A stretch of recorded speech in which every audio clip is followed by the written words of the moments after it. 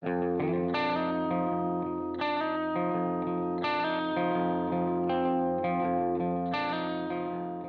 there, everybody. Welcome to another episode of the Cloud-Based Mayhem. Had a very cool show today with Benni Bölli. He's out in Austria, actually lives in southern Germany, but he is a designer for Skywalk. And those of you who have been following the rise of parakiting and the Mustache, and now the Line, their speed version, you know the swing and you know about parakiting. I did not know too much about it. And it's actually called flaring. It's really a new sport, kind of between kitesurfing and paragliding. And many people have been asking me to interview Benni. He's kind of the one responsible. It was his thesis that he brought to Skywalk a few years ago, and they have made it into a thing. This is a very, very big thing up in Denmark, as you'll hear in the show. But apparently when you go out to the dunes out there, it's about 85% people flaring these days.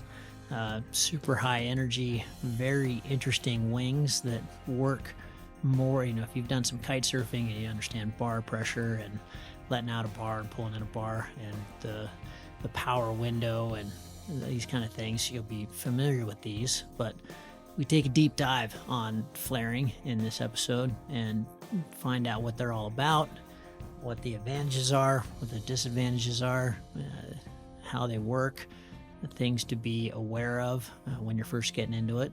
And we wrap up the show at the end. We finished it, and then he talked about that it was really important to put out there that what they're seeing, you know, just like in any kind of gravity sports, there is risk, of course, and these wings are so easy to fly that people get overconfident really quickly. So he just wanted to put out there that, you know, remember, if you get one of these wings, you still need instruction, you still need to take it slow, you need to do it around other people who know what they're doing, you know, and launch and in the beginning you want to fly in places that have some margin and some cushion, you know, rather than cliff launches. You want to be doing it in the dunes where they're really built for anyway. So I really enjoyed this, found it very instructive and informative, and I want to get one of these wings. I've seen all the videos, crazy, pretty wild. So yeah, enjoy this talk. Before we get to it, just a quick bit of housekeeping. When I was over at the PwC in Switzerland, I bought a pair of Netsu heated gloves. I've been pretty down on heated gloves. I've tried them over the years, and Black Diamond and, you know, really good brands, and they always seem to fail or don't work or they don't do that much. And so I've been going with kind of a thin glove and an over mitt, but that's not that great when you're on the bees, you know, trying to use a two-liner with the toggles. It's just super awkward. I always feel like if you'd have to go to throw your reserve, it's tricky. So there was a guy there that's selling these Netsu gloves that are a Polish brand, and they've really done a ton of work with external batteries. You know, so you connect a 20 milliamp battery. It's a 20,000 milliamp battery. You run the line up your sleeve, and you got one on each glove, so it'll last for a long time. And one of the problems with heated gloves is that the batteries go really quickly, or the glove doesn't register that it has any more power. There's a lot of faults when it comes to that voltage. It's all about voltage that creates the heat. These guys have completely figured it out. So at the Swiss PwC, they had run out of the thicker gloves, so I just got the thinner ones. They're a liner, and that was all I needed. You know, flying around at 3,500 meters, it was pretty cold, still very much spring over there. My hands were toasty, so they're great.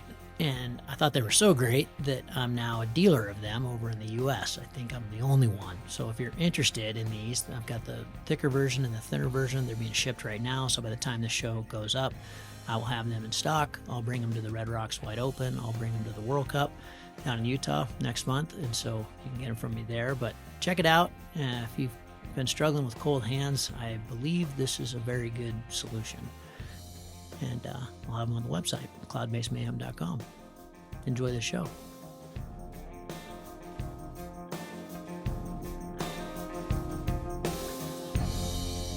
Benni, great Great to have you on the Mayhem. It's only taken us many, many, many, many months to put this together. Yeah. But thanks for making it happen so last minute. And congratulations on moving into your new place there. It looks nice. Thank you for having me. And I checked before, it was pretty much exactly 12 months, 1 year since our last conversation. So sometimes yeah. I was surfing through my inbox, which is always a disaster, this morning, and went, "Oh my God, I completely forgot about this one." So yeah, well, thanks for making it happen, and thanks for doing this late. I understand it's 10 o'clock your time. It's 2 o'clock my time, a little more reasonable. But tell me a little bit about. We talked very briefly this morning about Flair and the mustache and Skywalk. Just get us up to speed. Tell us about your personal journey a little bit, how you ended up doing what you're doing. And then there's a lot of people listening who want to know more about this wing and these concepts. For sure. I'm 35 years old. I am based in Germany, just to get things started. And I started in the Skywalk group 2013.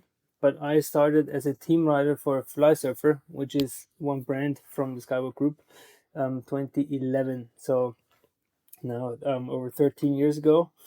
And yeah, basically I started kite surfing when I was 10, so pretty long ago. Then I started paragliding when I was 16. Yeah, I was always really enthusiastic about stuff flying around, let it be model planes, paragliders, gliders, whatever. Just if it flies, it's for me. So yeah, I got in touch with the system, the let's call it the Parakite system, actually at my first event as a fly surfer team rider, which was a snow kite event where I met Armin Harich, who is one of the founders from the Skywalk group. Basically, he founded Skywalk back then. So yeah, he basically showed me, because he knew I was also paragliding, and he showed me this new concept where he basically modified an old kite from him and put some risers on them, and changed the bridle, and he was paramotoring it on skis.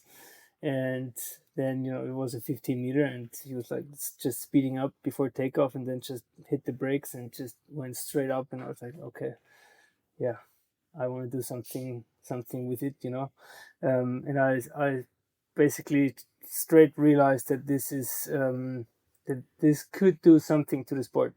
I didn't know at the time what it would do, but I knew it would have an impact at one day. And yeah, basically I did my bachelor internship with Fly Surfer and Skywalk, and I wrote my thesis about the riser system, from the now Mustache. Back then it was we did not call it Mustache back then. And yeah, so basically they offered me a job because they seemed happy about my thesis and what I did during my internship. And I ended up in the paragliding department as a test pilot, and I learned a lot from Alex Hölwart, who's doing some paragliders now. And yeah, I spent with him 2 years until 2015, testing and designing the wings.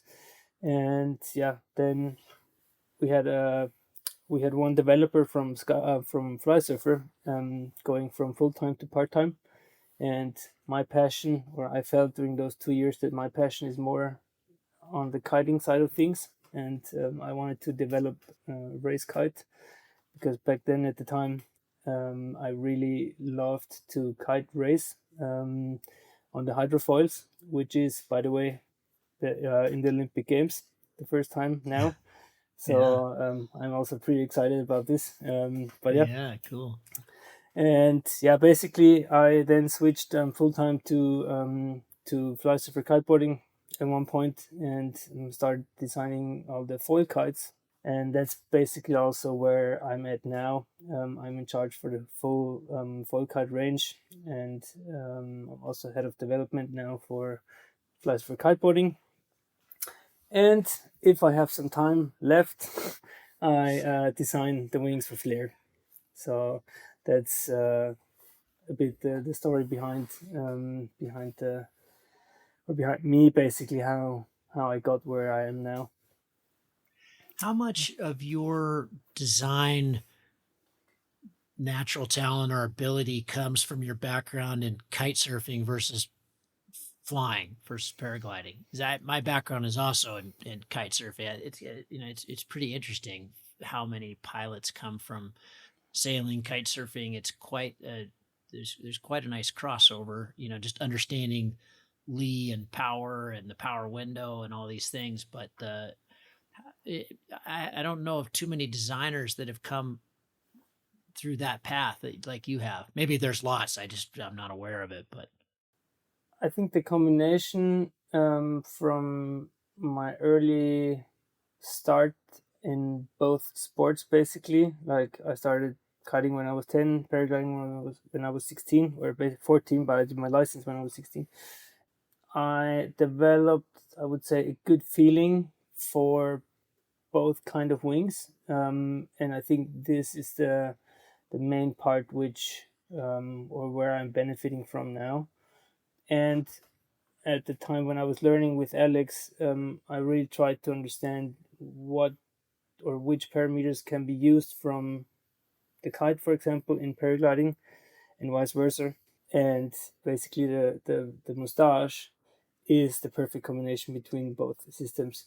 And for me, I would say it was, or the mustache would not be the same as it is now if I would have only been kite surfing or only would have been paragliding. So I think the combination of those two sports was the key for fully understanding the system and really implementing or adjusting all the single parameters which you need to design a good wing to fit the target group, I would say, which we did not know really who was the target group for the mustache at the beginning, but in the end we really focused on soaring. But yeah, something we'll for sure talk about later. yeah. Why mustache? Yeah, mustache. It's actually a pretty funny story because we so basically we launched the brand in February 2022, and 2 years before I said, okay, I will freeze the design now, more or less, and we'll do some longevity tests and some just give a few wings out to people, get some feedback, yeah, see how the wing is changing, how the trim is changing, and for this field test, I would say I wanted to have something funny on the wing, to just not give them blank white wings or whatever, because there was no Flair brand at this time, so there was no brand, there was no name, there was no nothing. We just knew we want to bring it somehow to the market. So yeah, at one point I was like saying to a colleague who came in my office, and I was just thinking about stuff, how to or what to put on the wing, and yeah, we thought about a funny mustache or whatever. We just have something that the people talk about it, because it's so different, and also when you see them flying, it is different, and so we wanted to kind of do something funny. And then at the end, pretty soon, people were like talking about the mustache already. So we were not giving the wing the name, but the community actually. So the wing was already known from the prototypes as the mustache. So yeah, it was basically set, the name for the first parakeet. Everything came from a joke, actually. all the best companies are started from a joke. That's perfect. So your audience has no idea what we're talking about. Let's imagine that for a moment. Many of them do, of course, but let's just imagine they don't. Why is Flair different? What's different? What's the same? What's the concept? Why are so many people talking about it? And why do they look so damn fun? Yeah, so let's talk about the parakite system, or in this way the flare system. So basically, I think everyone knows the basic concept of a paraglider. So we have basically our brake lines attached to the trailing edge, and then the accelerator. Basically, if I activate the accelerator, I pull down the leading edge and change the angle of attack of the wing. So basically, what we're doing with the flare system is exactly the same, but the opposite way. So on the paraglider, we cannot change the length of the sea level or the B level, depending on 2 or 3 liners. But we can pull down the A level and accordingly the B level in between. And with the flare system, the A level is exactly the same length all the time. But when we give hands up, then we extend the B into sea level and the brake. So we basically go lower in angle of attack and fly faster when we give our hands up, we put hands up. And the same goes if we put hands down, we increase the angle of attack. So so basically we brought the D power from kiting, so where you can get rid of the power and release basically a trailing edge to get less angle of attack, to get rid of the power. We brought this into paragliding, and the main advantages from this system are basically that you can use your accelerator from paragliding. You can use it already on the ground, because when you have let's say a high wind launch on a paraglider, you're launching the wing and you have instantly full power of the wing. And when you're flying, then you can basically activate your accelerator and accelerate forward. But with the flare system, you can just release the brakes. The wing will just inflate slowly and will not pull you because you are not pulling.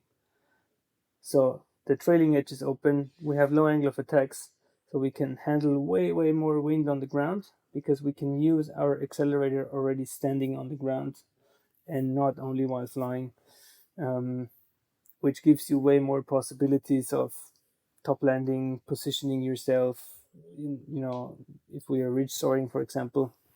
So yeah, it's just a super fun system. You have to get used to it for sure. It's not just for a paraglider. It's not only to hook you in and you'll be totally fine. So you would need to get used to it.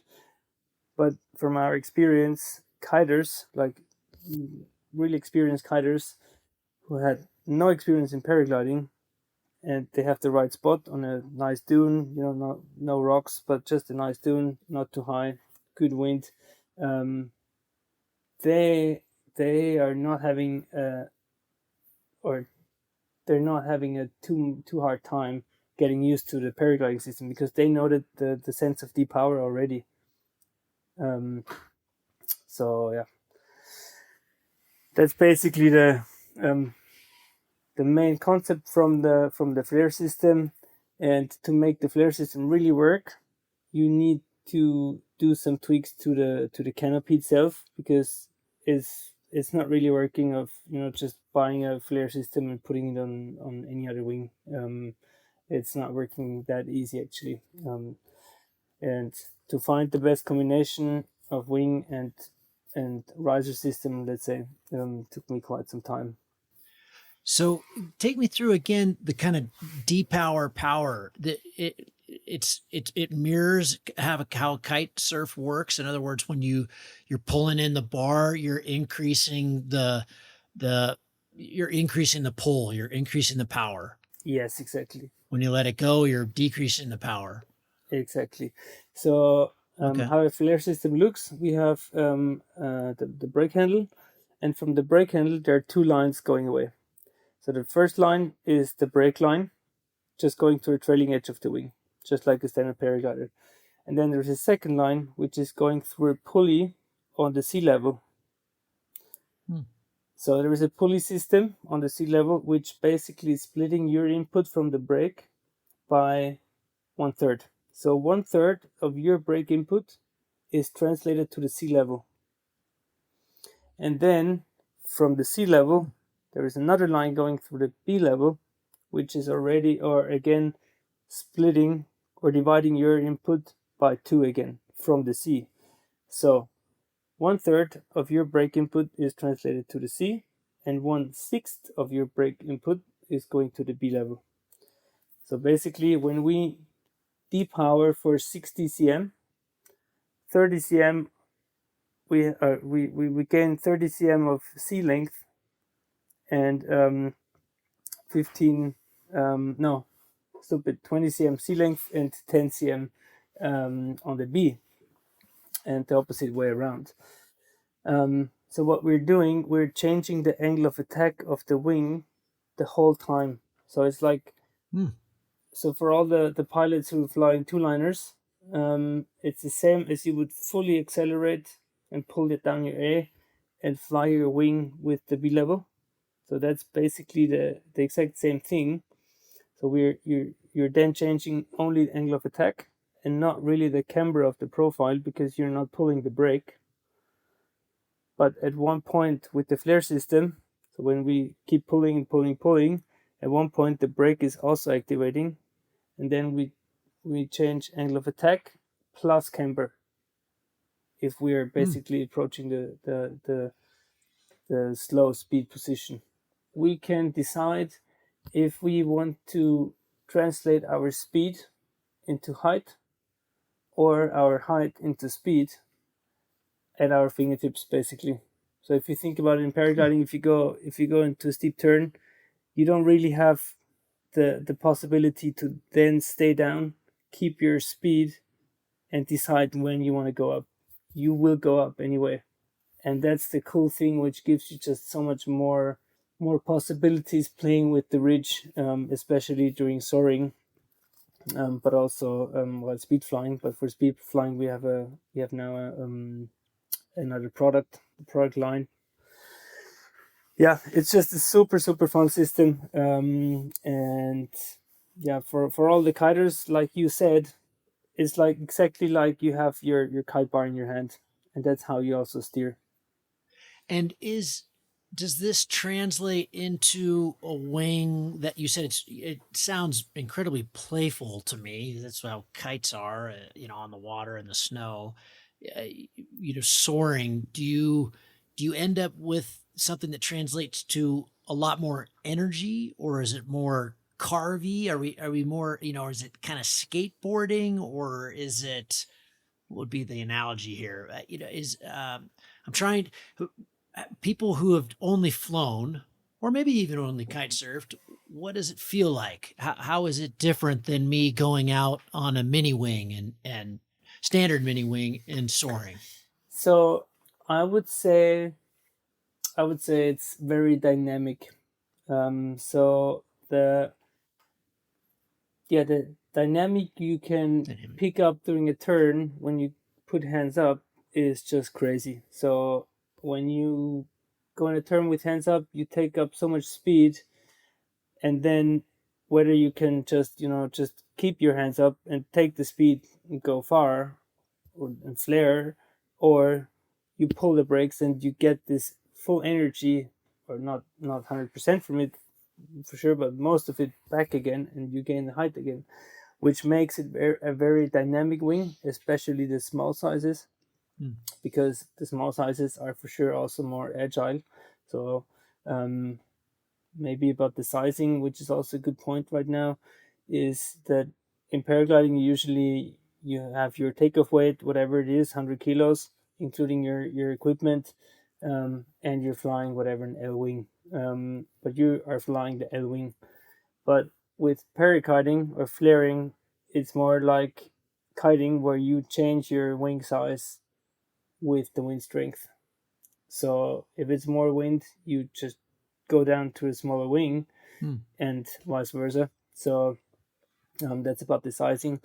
So you can fly your 15-meter mustache with 100 kilos, which would be way more dynamic than your 22 or 26 meter. And that's also important point to understand if you get into flaring. Also, if you already flown mini wings, you will get so much more speed with the same size, or if you compare it to the same size paraglider, that it's better to start with a bigger size. So let's say you flew already a 15 mini wing and you're comfortable with it. It's better to get the 18, start with the 18, because you will have the same speed as your 15, but you will have way more dynamic turns because of this energy retention you have available. So I hope you get a bit of an idea how the wing flies. Is there any, from a traditional standpoint, are there any downsides? Are there any warning? By dynamic, that means to me there's a lot more fun, but is it a lot more speed and energy and risk too, or how? What would be the non-marketing way to tackle that? If we're talking about steep turns, or let's keep it for let's compare it to a deep spiral. With a traditional paraglider, if you really go into a deep spiral, you will get a lot of g-forces, but compared, your sink rate is not crazy high. So let's say you have you go in a spiral with a descent rate of 15 meters per second. You already have proper g-force, where an untrained person really needs to focus, that you're not blacking out basically, which is not really the case with the Moustache, because the Moustache, your sink rate is way higher compared to your g-force and your turning speed.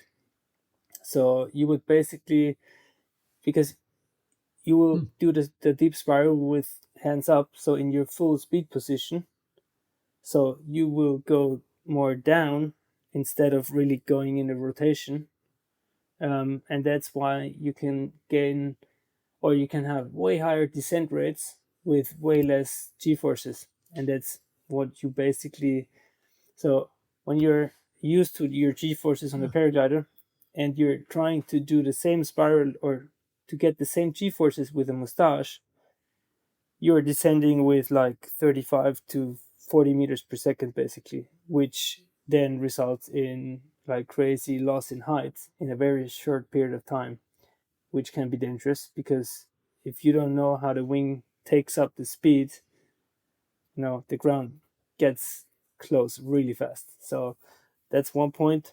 That's the dynamic side of things. But then also in slow flight, I would say there is a disadvantage to the classic paraglider, because when we pull the brakes, we're constantly pulling also B and C down.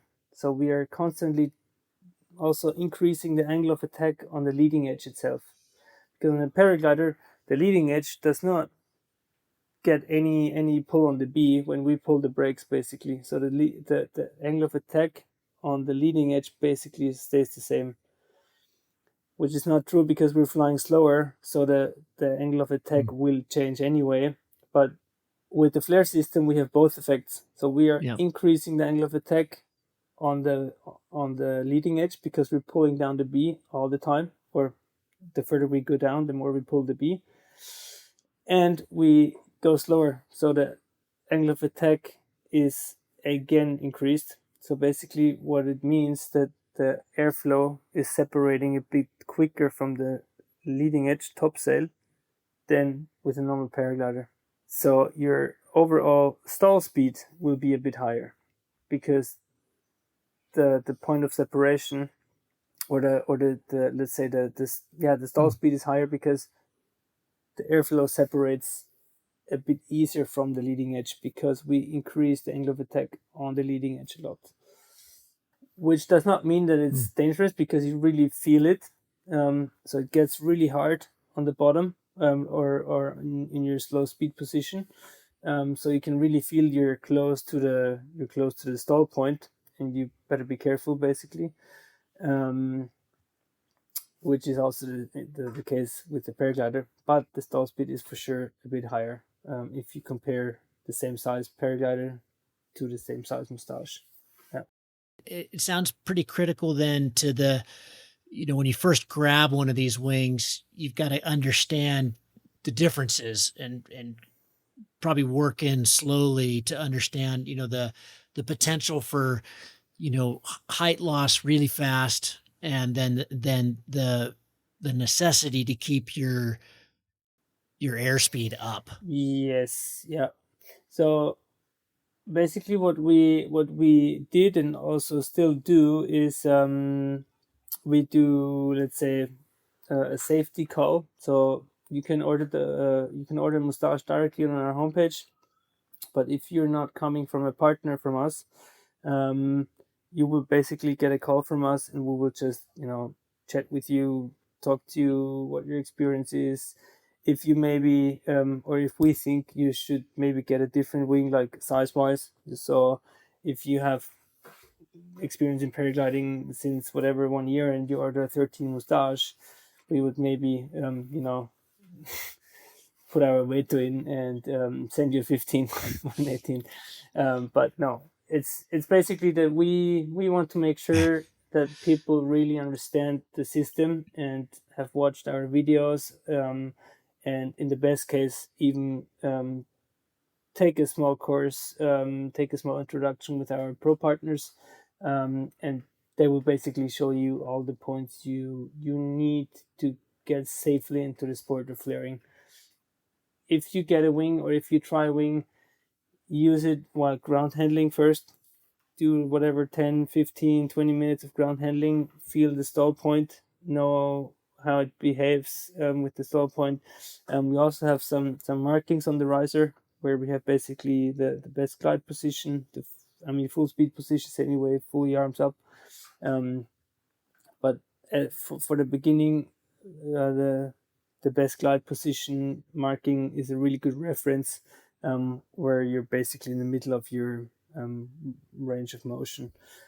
Take your time, ground handling for sure, because ground handling anyway, you get such a good feeling for a wing. You could anticipate how it would react in the air. So Benny, the because this is an audio podcast, the listener didn't get the benefit of watching what you were doing with your hands when you were describing, when you're pulling down, it's deflecting the brakes, but it's also deflecting the C's and B's. But you were saying, just want to make sure we don't confuse. You were saying that's increasing the angle of attack. I in my mind, that's decreasing the angle of attack. When we're accelerating a wing, hitting our A's, we're increasing the angle of attack. Is this just semantics, or am I misunderstanding something? So basically, in paragliding, when we pull down our A's, we're changing the angle of incidence. So the angle between, let's say, if you draw a line between leading edge and trailing edge through your wing, watching it from the side, and then we are, as a pilot, we're basically like a pendulum below our wing. So we always want to go underneath the center of lift from the wing. So if the wing moves forward, we are behind the center of lift, and we're pending underneath the wing again. So to have a stable system, we want to be really straight downwards from the center of lift. So, but what we are doing now, if we pull down the A, we are basically changing the line between leading edge and trailing edge of our wing. So we are bringing down the leading edge, and the angle between the airflow and this line going through our wing is getting lower, or is getting smaller. So basically, that's our angle of attack. So our glide path, or the angle of attack is the glide path, or the angle between the glide path and this line going through the leading edge and trailing edge of our wing. So if we decrease this angle, then we need to go faster, because we still need to create the lift of whatever, weight which needs to be supported. So we're accelerating. So now the wing creates the lift of, let's say, 100 kilos with a way higher speed. And the same goes if we increase the angle of attack. We still only need 100 kilos of lift, but we can go way slower. So it's basically the polar of the wing is dependent from the speed we go, and we want to change the speed if we hit the accelerator. And that's why with the flare system on the Moustache, it's basically, we're doing the same thing, but we're doing it on the trailing edge. So we're not pulling down the leading edge like on the paraglider to change this angle, but we're releasing the trailing edge up. So we're still changing the angle in the same direction as we would pull down the A on the paraglider. So accelerating is hands up, and going slower is hands down. And if you try it the first time, it really feels intuitive. Within the first 10 minutes of ground handling, you will feel, you will not feel everything from the wing, but you get a pretty good idea of how the wing would feel flying it.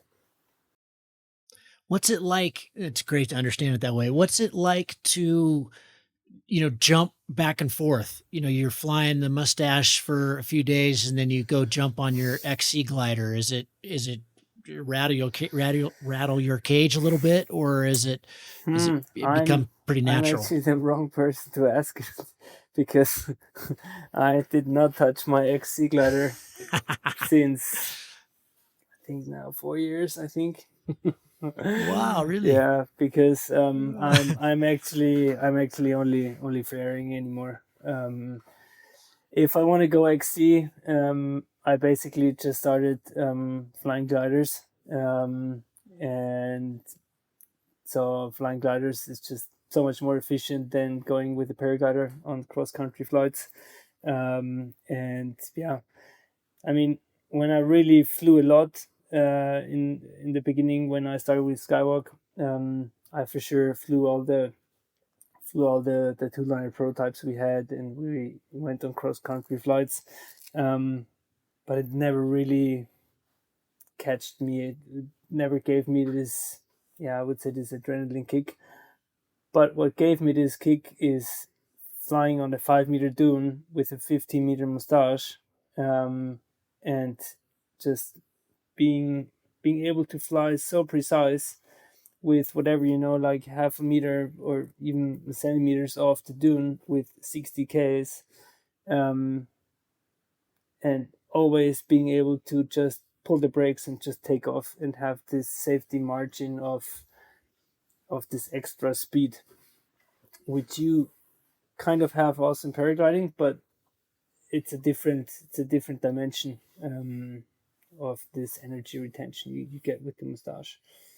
Yeah. Fascinating. Wow. So yeah, to go back to your question, I did touch a paraglider a few weeks ago when we were on a test trip in Denmark. I flew the Enzo from a friend, and yeah, first of all, launching because it was pretty windy. I know it's fine. I could still fly without accelerator, but it was still windy. And if you're used to the flare system, where you can basically, you can pull up a 22 meter in 20 knots of wind, if you have space and nothing is tangled, then there is no issue at all. But if you just, pull up a 22 meter Enzo in 20 knots of wind, you better know what you're doing. And this, for me, for me, there is not really a way back. I would say for the flying I do, for cross country flying, 100%, 100%. The Wow. current two-liner designs out there are, let's say, overall the better system for cross country.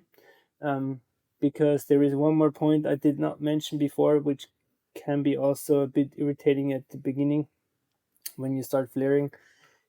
If you're a little bit underpowered, so you have to basically scratch for lift and scratch to stay up, then it gets pretty exhausting with the mustache because you're basically holding 1/6 of the load from the B level and 1/3 of the load from the C level in your hands all the time.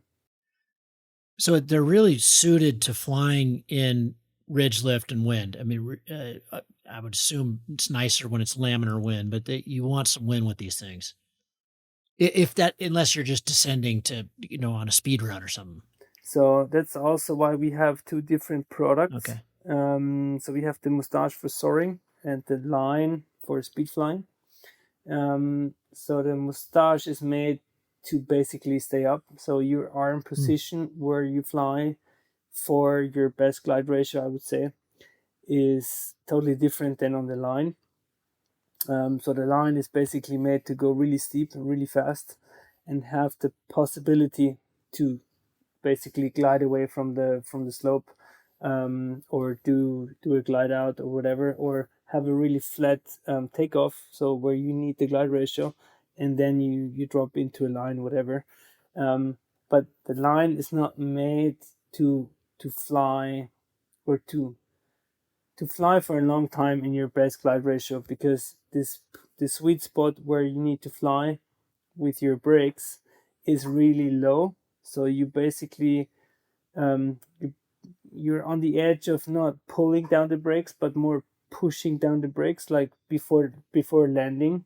When you're just before stalling the wing, you're basically pushing down the brakes, and that's really exhausting over time. So if you're soaring with the line, you need a lot of wind and a really good ridge to have a lot of updraft that you don't need to fly that low all the time.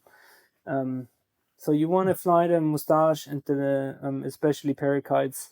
I would say more powered. So whether it is a bigger size in the same wind speed, or a smaller size in more wind, but you want to have this extra of lift basically. You wanna leave, or you wanna use the the potential to go full speed with arms up, because otherwise you can't use it. If you can't get up, you can't use your height and translate it to speed. I hadn't realized. I love that the company is Flare, and that's actually the name of I mean, it is this. It sounds like this is now a unique sport called flaring. I hadn't realized It that. is. It is. It really is, and especially I would say in the Netherlands. So I was on a test trip, I think 3 weeks ago in the Netherlands, and I did not see a standard paraglider flying there, Really? but I have seen like 25 parakites. Huh. Yeah. Wow. So for soaring, Fascinating. like in Denmark, there's still a lot of German pilots go to Denmark, because it's just so easy flying. There are so many soaring spots, always laminar wind. You have space for ground handling. A lot of travel groups, paragliding travel groups, ground handling courses go up to Denmark. And there is not 100% parakites yet, but in the Netherlands, there is already, I would say, yeah, 75% Really?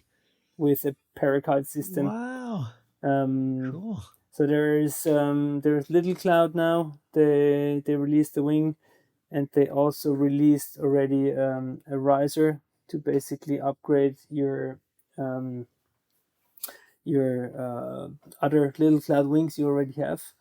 to a certain extent. For sure, not with the same range as you get with other wings, but you get basically. It's nice to get into flaring, into parakiting, because you don't get the full range, or not as extreme range, I would say, but it gives you the idea how the whole system works. So it's a little bit of a step over from paragliding to flaring, and then there are just more radical designs, I would say, with old race kites modified with risers, and it's like Netherlands is I would say that the Netherlands or the Dutch flying community, they are unique, I would say. They're fully adapted.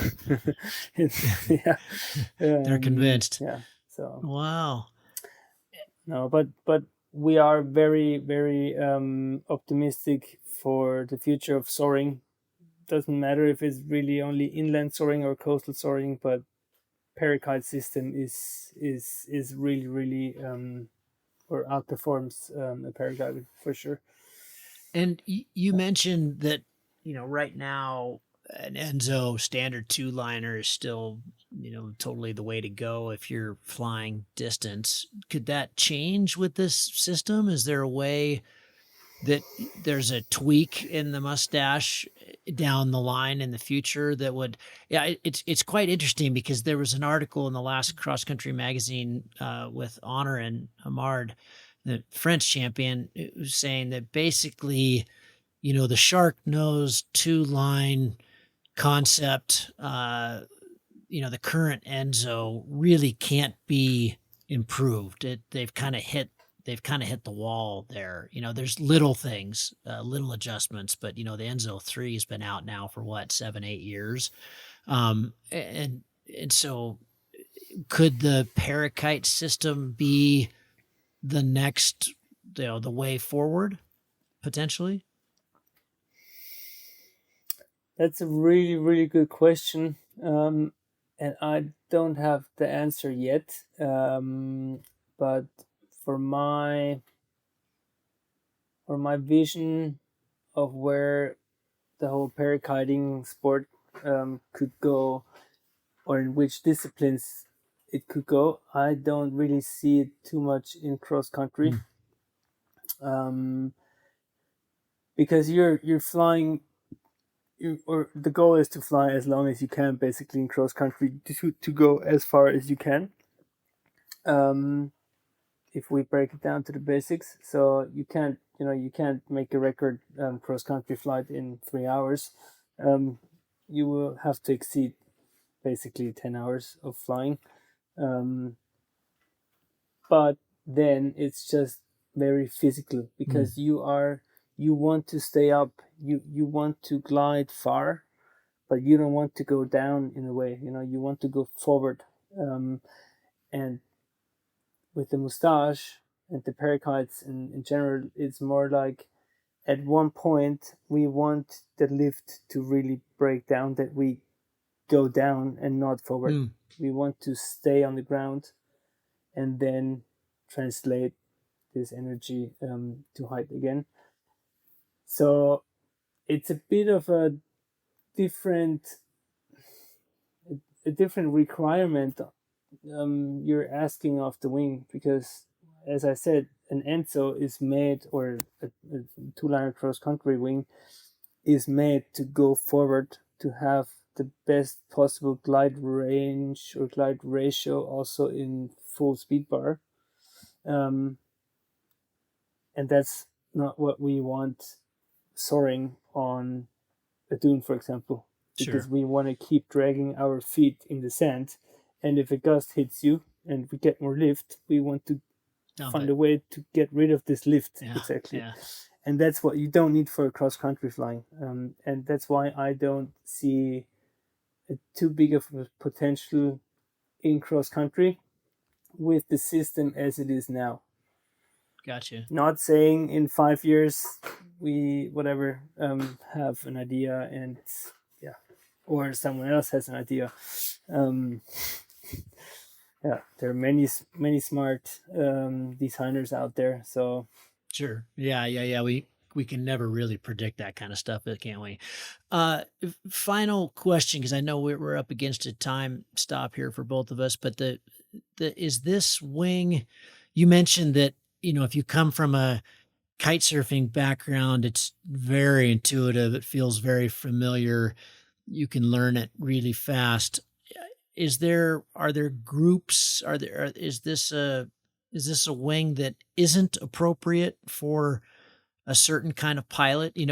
For example, a 10-hour pilot who's just barely getting their novice rating. Is it an advanced wing? Is it an advanced concept? It doesn't really sound like it, but are there any warnings we need to put out there in terms of, uh, for the pilot community who's inspired as I am from your stories? Um, I would not put a general warning out there, but I would rather give advice for new pilots or kiters who want to get into flaring or parakiting. Um, take your time and not just get a second hand wing somewhere and just go flying. Take your time. Take a course or an introduction from a partner. Really take or go to a spot where all the, let's say, all the risk factors can be eliminated. I would say, I mean, you never can get rid of all the risk factors. There will always be some risk, but it's a different story if you are at a cliff launch with 20 knots, or if you're standing on a sandy beach with 20 knots and can ground handle the wing up a sandy dune, Sure. instead of being on the cliff launch and need to launch up there. So the spot is very, very crucial for, let's say, the skill level you need to fly a paraglide safely. If you have, let's say, a cliff with some lips to the, like some ribs, and the wind is not coming straight on but a little bit from the side, so you get basically turbulences behind those ribs going out of the ridge. That's something which can be very, yeah, you don't really see it too good, but with the paraglide you can stay down really easy, so you can fly very very low to the ground, and then you can go into those turbulences, and then you could get a collapse for sure. But yeah, so in the beginning, for sure, take some lessons, get an introduction, watch all the videos there are safety videos on our homepage or on YouTube. You will get a really good idea of the whole system, how it works. Maybe it's nothing for you, maybe it is. But yeah, overall, it's a small revolution, at least for soaring. So yeah, I'm really optimistic for the future. So, Benny, would there be anything, here at the end that you'd want to put out as just a message of advice for people, getting into flaring? I just want to put out or make clear that the most dangerous part about parakiting is that the pilots get really confident and overconfident really quick, and that's where the accidents happen or can happen. So what I want to say is basically that you get more range or you can handle more wind while soaring, but you should use this extra range for safety, if the wind increases, and not push yourself or place yourself already on the upper limit. That's a message I wanna put out there. Benny, we're glad there are people like you in this world. You've done something really cool with your team there, and it's great to learn about about flaring. Like I said, I didn't even know that was a sport. So that's terrific. And some of the videos I've watched are just awesome. It really looks fun. So I look forward to getting my hands on one of these myself. But thanks for sharing all this information. I really appreciate it. Thanks for taking the time and staying up late. And good luck, man. Yeah, nice having me, and thank you so much. And yeah, see you somewhere at Lake Chiemsee. Perfect. If you find the Cloud-Based Mayhem valuable, you can support it in a lot of different ways. You can give us a rating on iTunes or Stitcher, or however you get your podcast. That goes a long ways and helps spread the word. You can blog about it on your own website or share it on social media. You can talk about it on the way up to launch with your pilot friends. I know a lot of interesting conversations have happened that way. And of course, you can support us financially. This show does take a lot of time, a lot of editing, a lot of storage and music and all kinds of behind the scenes cost. So if you can support us financially, all we've ever asked for is $1 a show. And you can do that through a one-time donation through PayPal, or you can set up a subscription service that charges you for each show that comes out. We put a new show out every 2 weeks. So for example, if you did $1 a show and every 2 weeks, it'd be about $25 a year. So way cheaper than a magazine subscription. And it makes all of this possible. I do not want to fund this show with advertising or sponsors. We get asked about that pretty frequently, but for a whole bunch of different reasons, which I've said many times on the show, I don't want to do that. I don't like having that stuff at the front of the show. And I also want you to know that these are authentic conversations with real people, and these are just our opinions, but our opinions are not being skewed by sponsors or advertising dollars. I think that's a pretty toxic business model. So I hope you dig that. You can support us. If you go to cloudbasedmayhem.com, you can find the places to support. You can do it through patreon.com/cloudbasedmayhem. If you want a recurring subscription, you can also do that directly through the website. We've tried to make it really easy, and that will give you access to all the bonus material, little video casts that we do and extra little nuggets that we find in conversations that don't make it into the main show, but we feel like you should hear. We don't put any of that behind a paywall. If you can't afford to support us, then just let me know and I'll set you up with an account. Of course, that'll be lifetime, and hopefully you're being in a position someday to be able to support us. But you'll find all that on the website. All of you who have supported us or even joined our newsletter or bought Cloud-Based Mayhem merchandise, t-shirts or hats or anything, you should be all set up. You should have an account and you should be able to access all that bonus material now. Thank you so much for listening. I really appreciate your support, and we'll see you on the next show. Thank you.